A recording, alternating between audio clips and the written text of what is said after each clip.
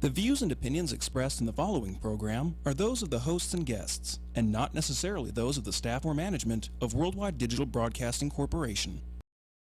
Rise! Get yourselves together! Rise! Stand up and live your life! Rise! Get yourselves together! Rise! Hands up high!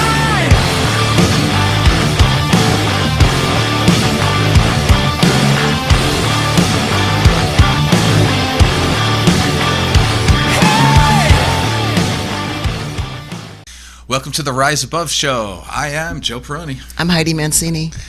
Announcements. Okay, my announcements today. Again, I want to thank Jay Young from City Athletic Club for sponsoring our show, The Rise Above Show. And we're live today at www.dbtv.com. So if you want to check us out, you can get to us there today live. And then, of course, all the shows are archived at www.dbtv. We're also on YouTube. So if you look up Rise Above with Joe and Heidi, you'll find our subscription. And if you subscribe to us, then our shows will be sent to you on YouTube. So we do have a subscription, and we would appreciate it very much if you could go there to YouTube, look up Rise Above with Joe and Heidi. If you type in just Rise Above, there's a bunch of other things that are going to come up, but you have to put Joe and Heidi, and our page will come up. You'll see all of our shows archived there that we've currently done in the past to current, and they're there. And they're also on josephperoni.com. The shows are posted there. And I also have a site on the Facebook page called Rise Above, where I put the pictures and I announce the shows. They're also on Facebook. So we're all over the place, and I don't know. I don't know if I should do a social experiment or what, but I hear all the time that I can't find you. I clicked on the link. It didn't take me anywhere. If anybody has any suggestions of how we can make it better for you to access us and to get our shows and get the information you need about us, that would be helpful too, because we're trying everything that we can to get our show out there to you. Also, if you'd like us to help you advertise for your business, Joe and I have openings for sponsorship. We could work together to help advertise for you. Also, you could help advertise our show so that we can get our great material out there every week. And I think that's all I have on my, and I mentioned the social media. So yeah, so I'm done. All right, show's over. I'm done. So. Perfect. Okay, so we're going to continue our thoughts and our programs about trauma. And today I really want to talk about childhood trauma and how most of the time trauma from our childhood, it doesn't repair itself. So if you leave those feelings inside, they're buried alive. And this is from Freud, he said this. If you leave those feelings buried inside, they're buried alive, and they come out as something much worse later on. And also, you'd be very shocked about how many of the things that we do and the things that we say and our behaviors that are connected to past traumas, and you never connect it to that. So a lot of the trauma is unseen, so you don't even think to fix it. So I thought maybe we can take a look at that today, just in the last couple of weeks, I think. So what I did was I went over some of the shows, and including last week's show, and I picked out some of the trauma responses from me and one of our guests, without throwing anybody under the bus, because it's okay, we've all been through stuff. But 2 weeks ago, we had a guest on here that was the head of the founder of the Elk Institute, and they treat PTSD. It was very interesting. We talked about her father, and when I asked her how she felt about that and her recovery from that and how she dealt with that loss, she started to go into this very interesting response about how she felt it through her parasympathetic nerve system. And then she went into this really convoluted thing, and not to make fun, but it was so intellectualized that I had to challenge her. And Heidi and I had a little conversation after the show. She thought I was a little harsh, and I agreed. But on the other hand, when people are watching or listening to the show, if they heard that they also do not have to be therapists to know that that is an extremely unusual way to talk about your father dying. In other words, she has not processed it. She made it so scientific. And so right then we can look, she has not processed that trauma. And when I questioned her again, she went into the same approach.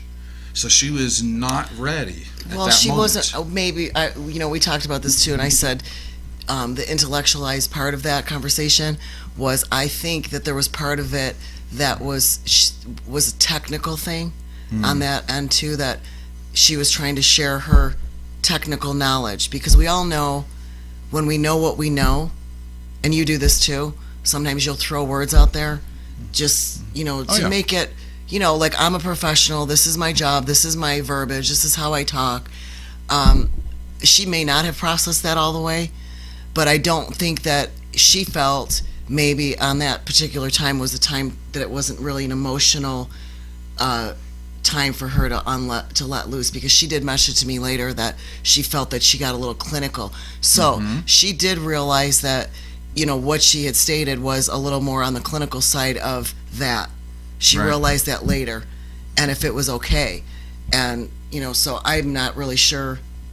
No, I I get what you're saying, that I think her response was a little bit, me initially, because I didn't even know what the heck she was talking about, honestly, because I've never heard anybody describe that about somebody dying in those terms. right. But then I thought, well, maybe, and you do this, counselors talk to people a certain way.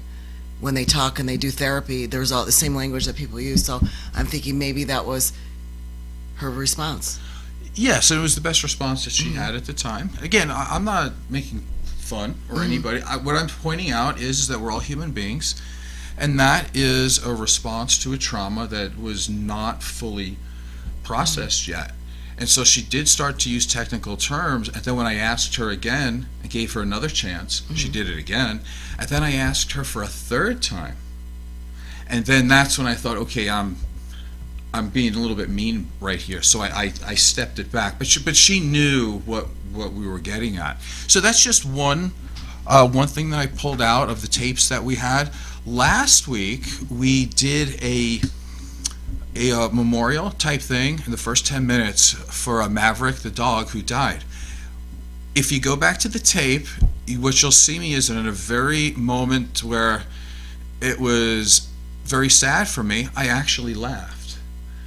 Right? Like, that's totally inappropriate. And in no way, shape, or form did I think that reading that about a dog was funny.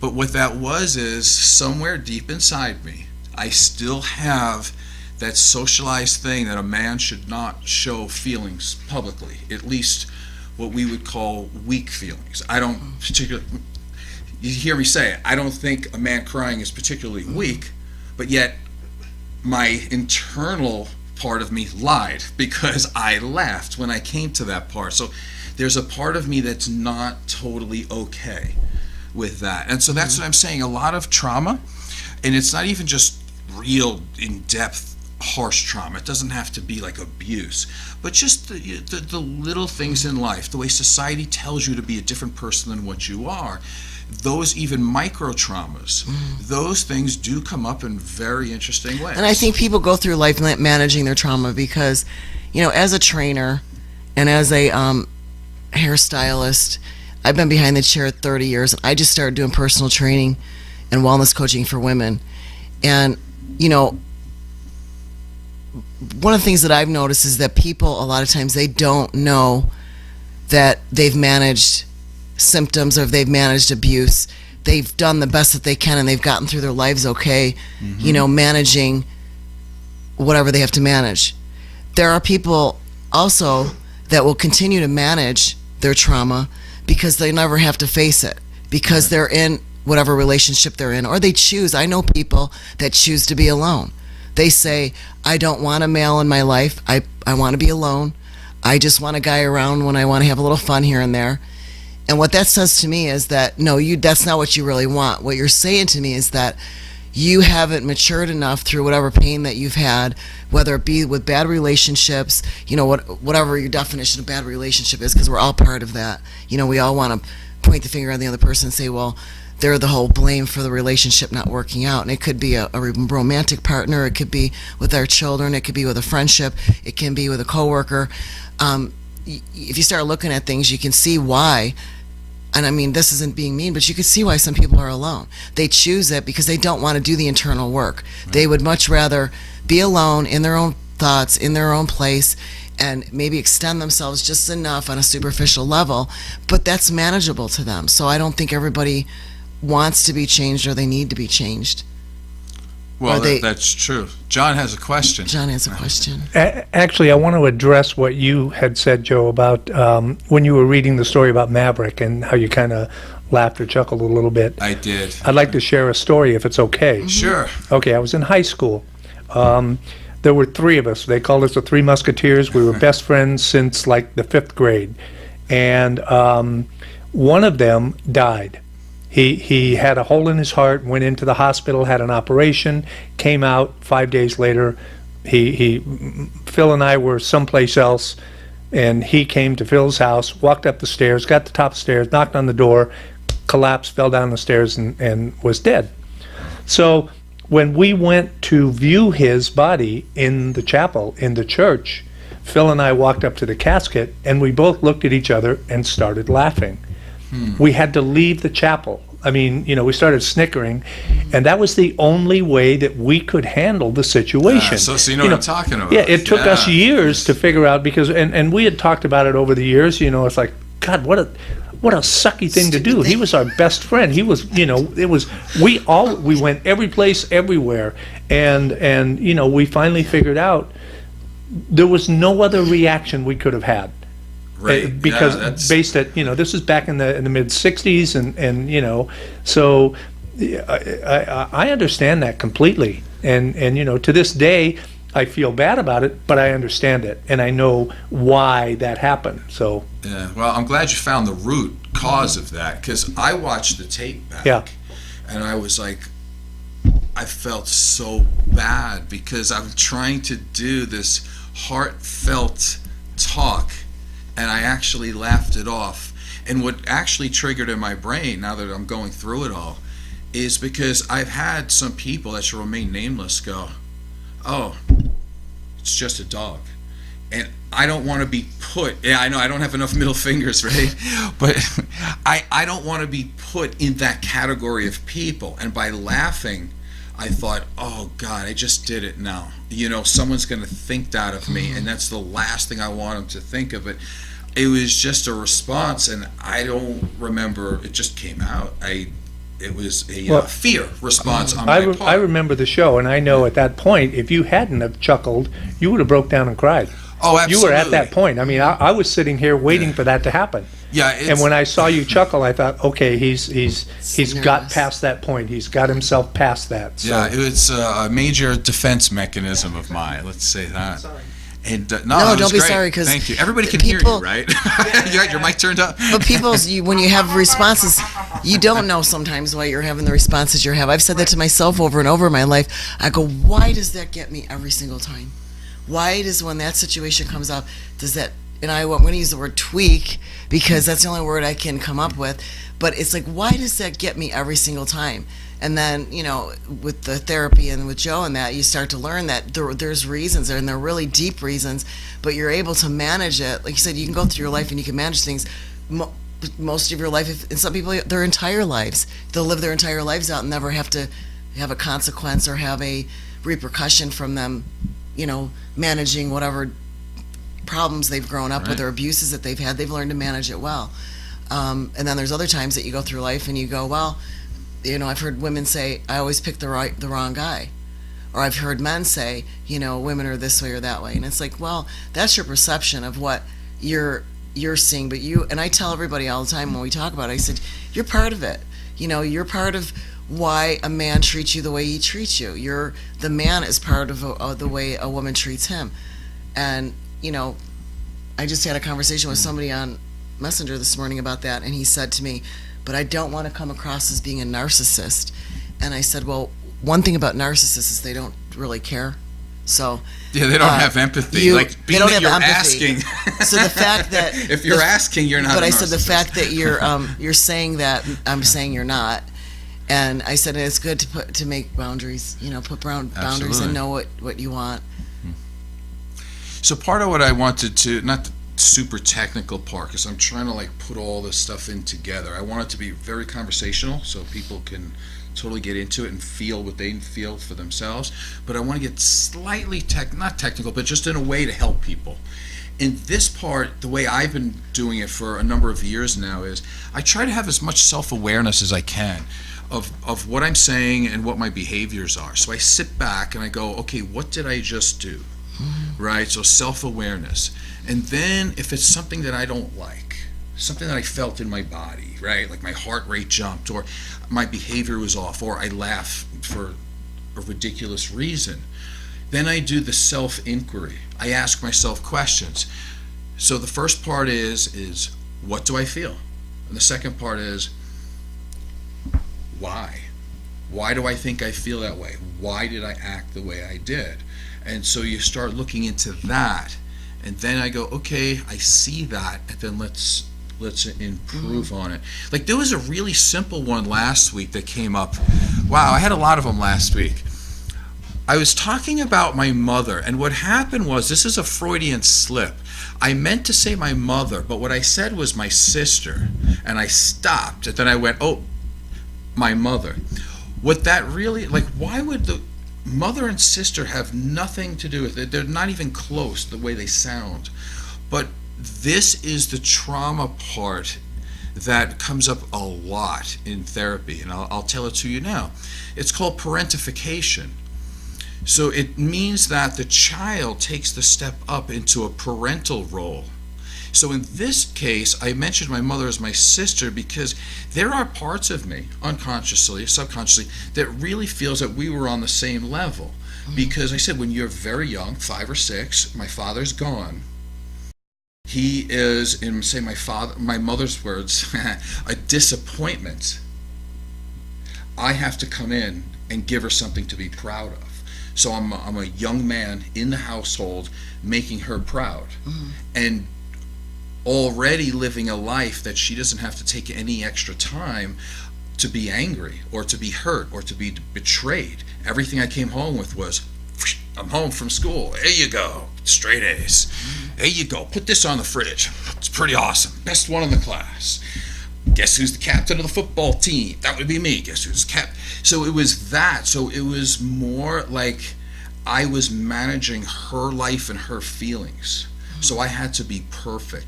So in that sense, it's parentification. Like, then she would talk to me because there was nobody else around, and I would see things. Like I was there when she would have a conversation with my father, and then I was, or on the phone or something like that, and then I would see her, and she would walk in the bedroom, she would cry, she would pull out the scale from underneath the bed, she would weigh herself and say something, bad about herself. And I was already learning that bodies meant a lot to people. And it was like, wow, And then my father had this fat phobia. He would, he'd say the same thing to me, like, you sure you want seconds? I'm like, well, I'm hungry. I guess not. So it warps your reality because when you're very young, you don't have a fully grown ego, let's say. So your ego gets bent by the person that's around you because you're trying to figure out a way to survive this. Like, I don't want to get hit. I don't want to be yelled at. I don't want to be made fun of or humiliated. And I saw that in my mother. And I was like, wow, I didn't say to myself, I'm going to be a trainer. But what happened was I developed a lot of empathy for women. And I become very protective. I almost had a fight with a guy at a bank like 3 years ago. It's kind of funny. We're in line at the bank, and this guy's yelling at one of the tellers, like, come on, hurry up already. You don't have to say hello to everybody. I just want to get out of here. And I slowly walked over to him, and I went, keep talking to a woman like that. This is going to be a very difficult day for you. And I stepped back, and he just went real calm. And I'm not a violent guy. It's just that I don't like women being yelled at. I don't like women being made fun of. I don't like any of that. Not that anybody really does, but there's an extra thing that when I heard that guy say it, my heart rate, everything, I get that shot of adrenaline. Where did I get that from? Oh, it could be from when I was trying to jump on my father's back making them stop, trying to hit my mom, that kind of stuff. So it always comes back to bite you. But if you have awareness and then you ask yourself questions, you can look at it and go, okay, this is not really happening right now. My reaction might be a little too much for the actual situation. And then you can cut it back. And so you learn. So one of the things in therapy, people come in, I don't talk it too much, but they'll say, well, can I fix this? Can I make it all better? Yeah, I'm not saying no. Sometimes you can. Sometimes you can. But to me, the goal is not to forget about your past, because that's part of you. Once it's downloaded into the amygdala and the brain and the hippocampus, you can't get rid of it. But what I've done in a really good way, and it's not bragging, it's just saying that I've been able to handle it, and I'm really glad that I have, because my days are really good right now, is that I've been able to turn down the volume really, really low, to the point where I almost need a hearing aid to hear it. Like every once in a while something will happen and I'll hear it, that voice going, Joe, you're not good enough. But it's really low, really low. It used to be so loud I couldn't hear anything else. To where someone, a teacher would call me to go up in front of the class, and I would be like, oh, like I would feel like I couldn't even move my legs. It was like so bad. But now it's there, but so low. It's just so much better. And that's how you do it. Awareness, then inquire about yourself. Why do I feel like this? And where have I felt like this before? Where did I learn it? And just keep inquiring about yourself. Socrates said the unexamined life is not worth living. I don't know if I agree totally with not worth living, but it's really hard to live if you haven't examined yourself, because then you're doing and saying things and feeling things that you don't know why. And if you're not asking why, you can't fix it. Just turn down the volume. I'll let you speak for a while, because I could speak about this all day. Well, it's exactly what you said. It's called managing. You manage, and then you become aware. One of the things that, and I'm going to give an example of myself. Yeah. This has nothing to do with I'm not going to bring up my childhood, but I will say that I've always had self-esteem issues. I've never thought I was pretty. I never thought I was, whatever. It doesn't matter. But a lot of that did come from the way I was raised, in the family I was raised in. And one of the things I've been working on the last couple of years, which hopefully I don't have to do this again after this year, is I've been trying to get on stage, and people go, what is your big deal? Like, are you, conceited? Are you, what is your problem? Why would you want to do that? My goal has been to be able to get up in front of people and be comfortable, and not worry so much about, I don't look like this person, or she looks kind of uncomfortable. I want to be able to show who I am and not be judged, and get out of my own head and my own beliefs. And one of the things I've been doing is I've been working with people over the years, trainers. I've been working with therapists. I go to counseling here and there to help with it. But I also, I hire people to help facilitate, getting through stuff. Like I have a choreography coach now that I work with. I've had one last year. They have the skill to help me, present. But it helps me and my brain see myself and feel the way I'm supposed to feel in that moment. Right. And you're working on it. That's a good thing. But it helps me with, every part of what I do. Not everything, but it helps me, the discipline part. And then, when you're trying to manage other things, like some of the stuff, emotional stuff, I try to manage. What can frustrate me a little bit is I can manage some parts are really manageable. Like the physical part for me is very manageable. I'll train the shit out of my body. I'll diet, not as hard as he does, but I'll definitely, if I have a goal, I'll stick with it for that 12 weeks, 16 weeks, whatever it is. But I will beat my body to the point of wherever I have to take it. And there's a part of me that when it comes to the emotional part of dealing with stuff, I have a really hard time with that still, where I still have to, I can't go, I gotta, I don't want to feel that right now. I'm gonna move on. Let's go throw some more weights around. Let me go do another client's hair. Oh, I know, I'm gonna take the dogs for another walk. Oh, I know, I'm gonna clean the kitchen floor, and I'm clean the garage. Joe, the garage looks great, doesn't it? Everything's put away, that kind of stuff. And that's how a lot of people manage things. They think that when they have OCD, I just talked to a client the other day. she said and I was told too, you need to make time for yourself, Heidi time, fun time. And my client and I were talking about it, and she goes, the joke was, is I set a goal last year that I was going to read a book, and I was going to read a book for fun. Not what I do for the show, not what I do with personal training, not looking things up for hair. That's informational stuff to me. That's not fun stuff. That's to make me be able to do my jobs better. And I never did it. I never read a book last year. So she said, you never read that book. And this is a client that reads a book. She read 300, and there's 300 how many days in a year? 60? She read a book every day. She averaged, or actually it went over that. She went to like 380 something books that she read. She said, that needs to be a goal for you. And I said, but it's hard for me because when I go home, I don't go home and say, I'm going to pick up this book and read. I go home and say, I have to put the laundry away. I have to start dinner. You know, and I'm like this at work too. Like, I just don't go to work, and if I have time to sit in my chair and relax, I'm in my files looking up my clients' names. I'm straightening out my color drawers. I'm, doing other little tedious little jobs that, and people say, oh, that's so awesome. You're such a perfectionist and you're OCD and you're all this. That's not good. I mean, that's not a great quality. I mean, it's a managed quality. It's how you manage. Do you know what I think when you're doing all that? It's just busy work. Here's an example. You didn't even know I did this because I don't think you looked at it. But I was trying to have some fun, and I was drawing on my board to make people understand how huge childhood trauma is, how big it gets. Mm-hmm. And one of the things I did, and I didn't have enough room on this board, but let's look at it real quick, right? If you have, let me see, is it in the camera? There you go. God, smack me in the head. Boom, knock her out. Okay, so without you and I figuring this out before we got on the air, the invalidation of a child, right? You could talk that in a lot of different ways. You talked about your mom last week, and there's other things. But what you have is what we call a narcissistic wound. Right? In other words, I need to overcome that. It doesn't mean that you're a narcissist. It just means you're going to have to watch out for yourself for a while. You got to take care of yourself. So the invalidation of you goes to a narcissistic wound. You can go in a lot of different directions. One of them that you're just going right down my list.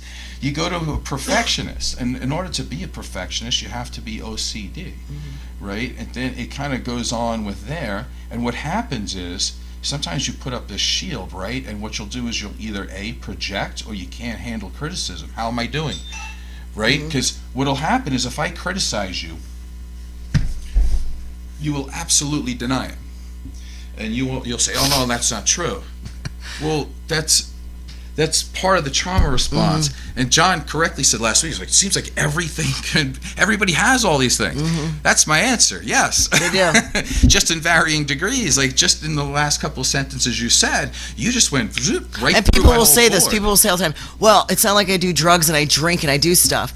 I could, and True, okay, you've but- done this comparison. He'll say, I don't do drugs. I come home at night. I'm a, blah, blah, blah. And people will say things like that. They'll say, well, that's another way of managing. People that do drugs, people that drink, people that have sexual addictions. I'm looking at John. I'm not saying whatever. But I'm just saying, these are all adaptations, as they say it in counseling. That's a word they use. So OCD, perfectionism, what you just said before. There's a ton of them. Those are so many adaptations that people have, and people will make that analogy all the time. They'll go, well, I don't do drugs. And I said that to a therapist. And I said, well, I could have went the other way, and I did drugs, and I drank, and I was this prostitute, and I could have done a lot of things that people do. She goes, well, good for you that you did it. That's great that you didn't. However, you got all this on this side too. So I'll in my brain say, well, I could have went the other way. I could have been, whatever, but so they're all all the Right, all no, the and I behaviors. agree, and that's why I find it But so... we point the finger at the drunk, the prostitute, the drug addict. We're in society, we do that all the time. We go, well, they're the ones that can't handle their problems. But people, whatever we want to classify, people that are in this room right now, out there, out in the salon, in the gym, everybody has adaptations. Everybody True. manages. They get through the day. And that's why once you understand However that, they can. that's why I find the whole subject fascinating, because I read every second I get that I'm not actually working. I'm reading because there's so much covert, it's like under the cover thing that you're not seeing. Like going back to you just for a second, because I love the way you did that. You fell right into that trap. All right into this trap. Like what you'll do is, right, I'll say to you, I read books all the time. I placed a book on your nightstand. Did you see it? You go, oh, Yeah. I'm not. No, but your answer is this. I don't read because I work for a living. I'm like, I have 3 jobs. So that's your projection. Like you're trying to take it and throw it on me that you're better, right? Somehow you're going to try to make me feel bad that you didn't read a book. That's the point. The problem is, besides, it's just an adaptation. The other part of you, and you've said this many times, you were called stupid so many times in your life that doing this and looking at a page, it triggers you because you're like, I don't know if I can get all this information. This is what smart people do. I'm not saying you're not smart. You tell yourself that. You have fear of opening up a book. And that's just it. And I'm not making fun of you. Listen to me. I feel sad. It's hard to watch. That's why I said, do you know what I see? When you have low-level anxiety all the time, and you will, when you have a disorganized upbringing, right? You don't even know half the stuff that happened to you, right? You have no memory before 5 years old. And I'm telling you, if you remember some of the things you remember with your mother yelling at you, screaming at you, this fight, that fight, if you remember that when you were 6, trust me, it didn't start on your 6th birthday. This thing started from probably when you were, getting removed from the hospital, the day you were born. So those things are so deeply ingrained into your brain that you have low-level anxiety, and that's okay. So do I. But you can manage it. But one way that some people manage it is by not being a total human being. They become a human doing, right? So I can sit back and relax for 3 or 4 hours and watch a football game now, just because I like it so much. But you can't relax. You need to do this, that, and the other thing under the disguise of, I'm a very productive worker. No, you're not. You're moving stuff from left to right to forward to back. You're not doing anything, most of the time, right? Like I have to wash clothes. No, you don't. It's a washing machine. That's what I bought it for. You throw it in there and it does itself. You're going to go over to uncharted territory here with the females. Don't go there. No. But, then they need to hear it because some of these things really don't take a lot of time, right? Like if you were going to meet Johnny Depp at the door at noon on Sunday, this is what you would do. Oh, can I Amber. finish? Amber loves him. What you would do is you would look at the dryer and you would do what I say. You would do this. You would go, press the button. Then you go meet Johnny Depp. But being that it's in the house, what you do is you go, oh, I have to look at the clothes bounce. And then I have to think about more clothes I might want to put in the dryer later. You get what I'm saying? It's a human, and I'm helping you here, okay, if you allow it. Because you're a human doing. You're always trying to stay busy because you don't want to be in your head, which is actually a good response, right? Because what you could do is shoot up heroin. That's what people do when they want to leave their brain. And you're just cleaning the house. Now, but see, I look and I go, I'm a beneficiary. It's a clean house. Stay traumatized. That's cool. House is clean. Mouth shut. Yeah, I don't say anything. But I do know that underneath the clean house, not underneath the clean, you know what I'm saying? Yeah, underneath within the clean house is a person who has a lot of difficulty staying in your own thoughts, just being there. And that has to be hurtful. Just to sit on a beach, just to sit back and relax and enjoy, the time, wouldn't that be nice? But you can't. Your body will be there, but your brain is all over the place because it doesn't want to stay on, sometimes you just need to blank it out. And I don't mean drugs. I just mean there's a difference. When you handle the anxiety, you'll be able to sit. And when somebody says read a book, you won't go, oh, well, it's because of this. No, you won't. You'll say, I have not made the proper time to read a book at this moment. That's it. That would be the line. That would be the untraumatized line. Untraumatized. I have not made the time yet, Joe, to read this book, but I will. Speaking of, I want to throw this trauma story out there because it's such a big one that I read this week, and it was really, it's an amazing thing. They have this it's called a longitudinal study. It's been going on since like 1975. And what they were doing is they were doing this program to help people lose weight. I'm like, oh, great, psychology and, bodybuilding stuff. I'm in, so I'm reading it. What they decided to do is call back all the people that had lost over 100 pounds and ask them why they quit. Now, some of them quit because they lost 100 pounds and they thought, okay, I'm good. That's a lot. But then they were like, well, why don't you want to keep on the maintenance program, though? It would be weird to quit after that. And the other ones who needed to lose more, they would quit at about the 100-pound mark. And you're like, this makes no sense. Until they started doing the questioning. And what they realized is that of the group of people who quit, who lost 100 pounds, 50% were sexually abused. Think about that. So if you're a trainer and you look at someone and you're trying to make them lose weight and they're like, well, why aren't you trying hard to really get on your diet? Why do you stop when you start doing so well? For a lot of people, they're becoming more and more attractive, and they don't want to be more attractive because then they feel like they're more and more of a target. So the point that I'm making here is another way that childhood trauma is unseen to most people. It's hidden underneath a lot of stuff. So you can take an anorexic and say, okay, this person is trying to get smaller and smaller so they can almost disappear. Right? And that way. Or you could say the other way, a person who gains weight is doing that so they feel like they're less attractive. It's a covering. And then it's like it's a cocoon. It's a covering. It's protection. That's how people when I look at somebody that's, and I'm talking obese, not overweight. We have a lot of overweight people around, but I'm talking when I see somebody walking around that's obese, I look at that person, I go, that person has a lot of pain. And they have a lot of stuff they're trying to cover up. I don't look at them as a fat person that needs to go on a diet. I look at them in a different way and I feel bad, because I know that there's a lot going on underneath all that.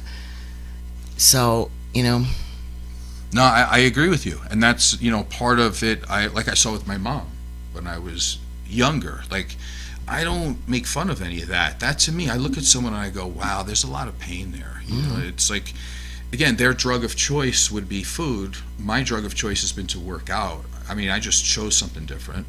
But it's not, in terms of the process, I had a developmental need. It was blocked. I didn't get it. And then so I went around and I found something that works. Because society encourages us to look a certain way. Society encourages us to have a college degree. So I did all that. And so I come out the other side. So interesting, though. I was so embarrassed this week. I got to tell you. Should I mention this one? You know what I'm talking about. Okay, so we've been doing this show for 4 years, and I take a lot of pride in it. I spend a lot of time reading and writing and trying to get all these different sources from all over the place, and I try to make it so where people want to hear it, and then I also want to make it technical, and so it's kind of like my baby, right? So it's really important to me. And now I have people helping us out to get a little more popular, social media. And I kept going crazy, and Heidi will tell you, I do this because I always want to win. I'm a perfectionist. I'm like, what will it take to get more viewers? What will it take to get more views on whatever, likes on Facebook or YouTube viewers? And I'll look at other people's stuff, and I'll go, oh, this guy popped a pimple, and he has 1.1 million views. I'm like, wow, okay, that really, what am I going to do? So I'm trying to figure out the way.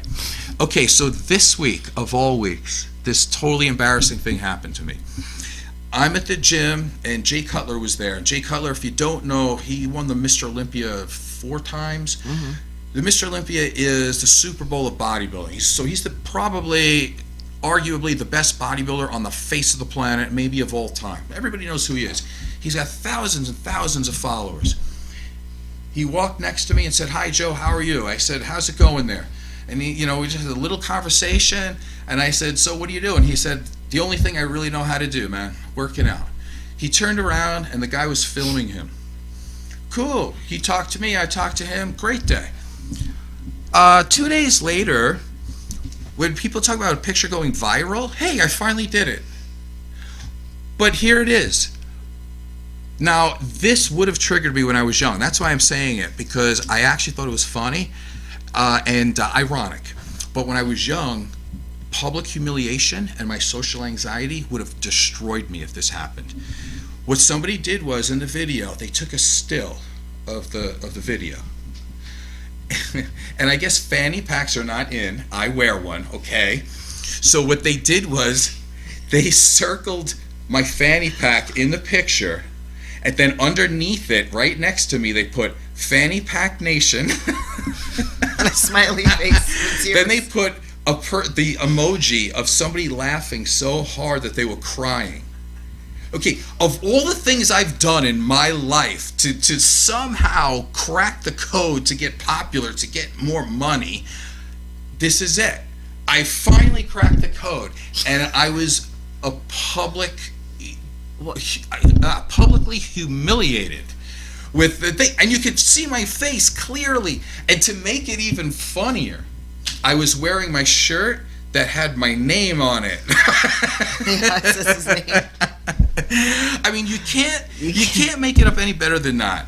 I mean, like, that would have just destroyed me when I was young. I would have been afraid to walk in the gym because everybody's. You know how I found out? People sent it to me. It wasn't even that I found it. Say it again. Make that your profile picture. I could do that. On Facebook. Can you put it behind back in? Yeah, I'll say it. You can put it.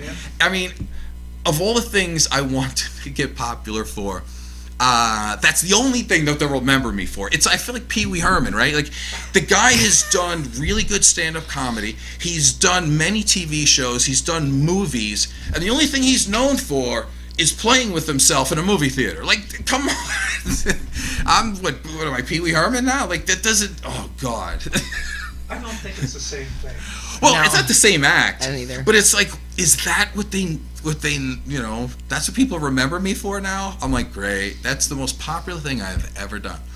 Like, that's like so embarrassing. That's an integrity of our country. That's the integrity. Terrible, That's the terrible. thing. The dumber you are, and it's with anything. You know, I was just talking to Ava about this yesterday, and she said, yeah, Joe feels bad because, you know, the show, and he wants more people to, you know, whatever. She goes, but he doesn't get it. That the 6 good people that really listen to you guys, they're intellectual. Listen, wait. She goes, no, but listen, that's what she said. I'm minimizing that, but I'm just saying. She said the 6 people, she goes, example, mom, that listen to your show. She goes, they want to learn, they want to know, they want knowledge, they're into your show. She goes, those stupid shows that Joe gets all worried about, that the guys, you know, like you said, the pimple popper or whatever, the people that look at that and they support that, she goes, they're like the lowest common denominator. They're not quality. It's a big quantity. So it's they like, vote for Donald Trump. she goes, That's what I want to know. does he want quality listeners, she said, that are educated, that want to learn, that want to do things and make the world better? Or does he want a bunch of dumb people that really don't care about anything and it's just a bunch of likes over something something stupid that you do? And unfortunately, you know, a lot of things on social media and TV and the news. I mean, nothing ever, very rarely makes the news that's good. All the crap you see on the news anymore, it's always got to be something bad. And unfortunately, that's what people like to see. That's They'll true. turn the TV up to hear, oh my God, some guy just shot his wife and his 2 dogs. Oh my God, I got to turn that up. Jerry Springer type Or Jerry stuff. Springer shows. Look at that garbage. You know, they get on there, they fight, they beat each other up. People love it.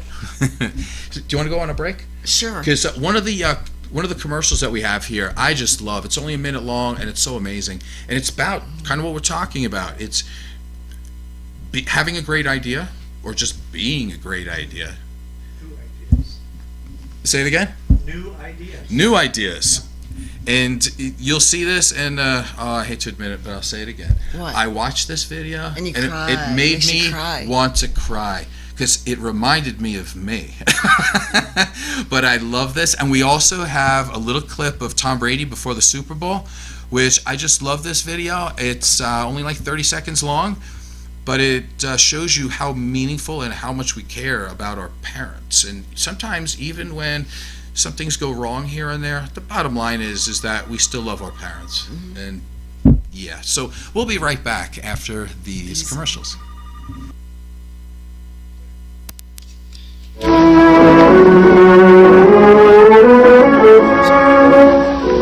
Not so many years ago, tomato soup and cream of tomato were unusual dishes, enjoyed very much, but not very often. Today, of all the soups in the world, tomato soup is the one most often served.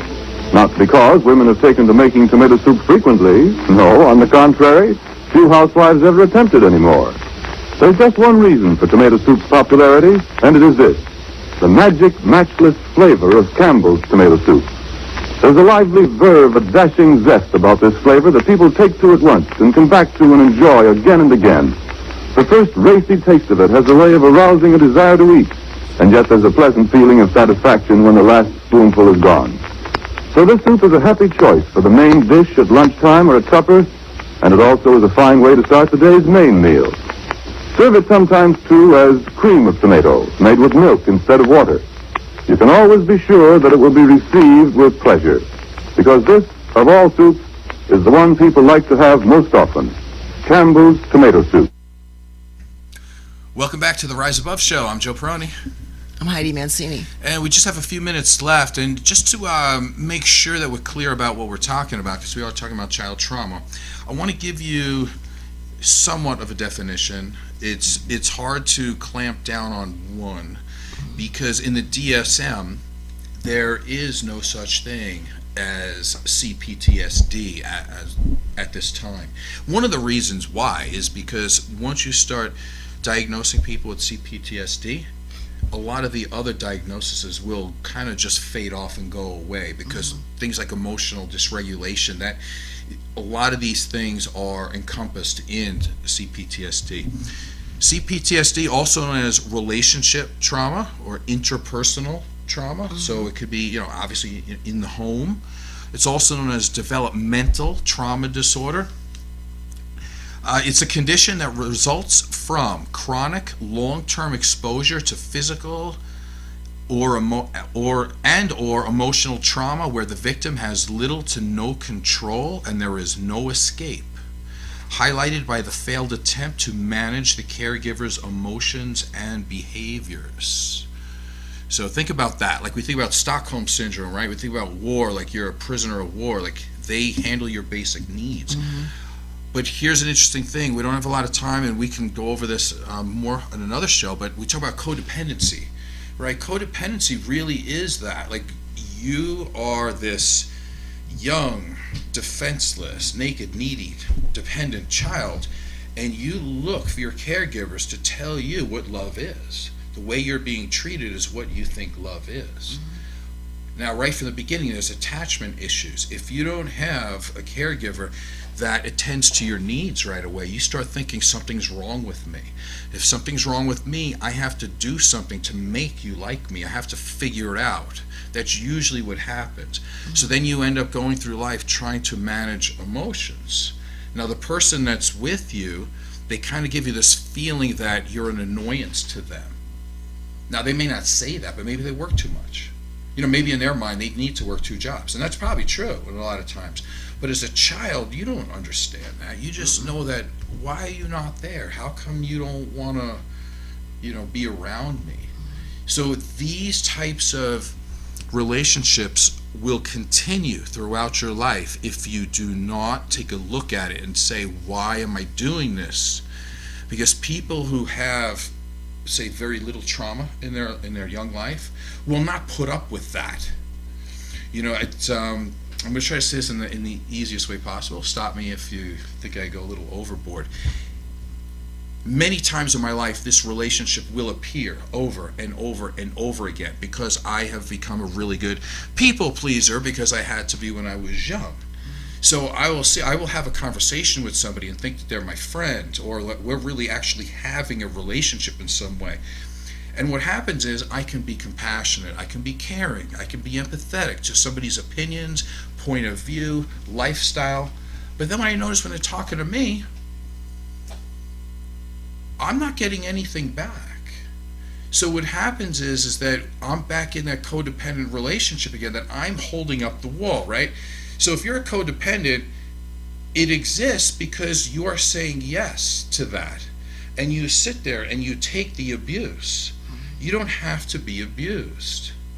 It's like we tried to do it on the show, right? We tried to talk about how you don't have to just deal with black and white thinking. You can do with shades of gray. You can have actual conversations back and forth and deal with people's opinions. But sometimes, and not to interrupt you on that, you cannot have the conversation because that person is in their own whatever their perception or whatever their managed trauma that they've managed to manage over their lifetime.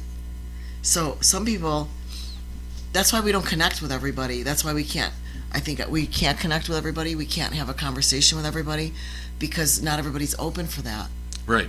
And some things are, and I think a lot of friendship relationships, not all of them, but I think most of them are a superficial relationship. And that's why you get along so well. I think when you have a friend and it's superficial, the fact that you kind of go, oh, it's not that important. I'm not going to like say they hurt my friend's feelings. Clients, we do it to clients all the time. A lot of times I want to tell my clients things, you know, or whatever. I'm not going to do that because if there's a consequence to that. So when we're in personal relationships, sometimes you don't hold back. True. In a personal relationship, good, you should be able to be who you need to be. Here's a little sign. But I think that's how you find out who your friends are too. Exactly. I think you find out. But here's a little sign who's for who. people. If you're talking to somebody and you feel a little dirty afterwards, like you kind of got somehow the short end of the stick, you know, that somehow someone's trying to get something over on you, or you feel you have to talk with, like, you're walking on eggshells because if you say the wrong thing, they're going to blow up or leave you or something. You're not having a conversation. At that point, what you're doing is you're in the presence of a narcissist, okay, and that is what's going on. And the only way that can hold up is if you continue to be in that relationship. You're not going to change somebody. That happens to us on the show. I can get more detail. We don't have a lot of time, but if you go back over the shows, you can use it as a guideline of what it's like to talk to a person who never actually hears you. They have their way of thinking and they never go off that. And if you say one thing that they don't like, they're not around. So that's not a real relationship. So you have to understand it in life. If you feel like that, you have to take a step back. You're allowed to draw boundaries. You're allowed to say, I do not submit. I will not talk to a person who refuses to even look at my point of view. I refuse to have your opinions thrown down my throat. And so you don't have to deal with a narcissist in that way. So we'll get back to this more next week. We'll do plenty of shows on this. I think it's a huge topic. Thanks for watching. This is the Rise Above Show. I am Joe Peroni. I'm Heidi Mancini. I am to ask you a question. He's a Panini Kid reporter. It's a good question, too. What's up, Joseph? How you doing? Good. Many people say you're their hero, but who's your hero? Who's my hero? All right. It's a great question. Good question. Well, I think my dad is my hero because he's someone that I look up to every day. And,